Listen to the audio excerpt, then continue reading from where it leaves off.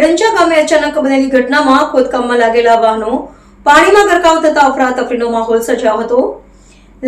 લડબી નદીનો પાળો તૂટી જતા તળાવમાં પાણી ઘૂસી આવ્યું. જોકે સદનસીબે સમયસર રેસ્ક્યુ થતા મોટી જાનહાનિ ટળી. પાલનપુર તાલુકાના વેડંચા ગામે ભાવી સણા રોડ નજીક આવેલી લડબી નદી પાસે મલકસર તળાવમાં સુજલામ સુફલામ યોજના હેઠળ તળાવ ઊંડું કરવાની કામગીરી ચાલી રહી હતી. નર્મદાનું પાણી ભરી ભૂગર્ભ જળસ્તર વધારવાના હેતુથી આ કામગીરી હાથ ધરાઈ હતી. આ દરમિયાન નદીમાંથી ગંદુ પાણી તળાવમાં ન જાય તે માટે પાણીનો પાળો બનાવવામાં આવ્યો હતો.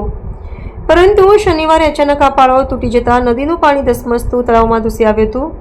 તે સમયે તળાવમાં જેસીબી મશીન અને ટર્બો ટ્રક દ્વારા ખોદકામ ચાલી રહ્યું હતું અને પળવારમાં પાણી ભરાઈ જતા બંને વાહનો પાણીમાં ગરકાવ થઈ ગયા હતા. પરિસ્થિતિ ગંભીર બનતા સ્થાનિક રેસ્ક્યુ કામગીરી હાથ ધરાઈ હતી. જેસીબીની મદદથી બંને ચાલકોને સલામત બહાર કાઢવામાં આવ્યા હતા, જેના કારણે મોટી જાનહાનિ ટળી છે.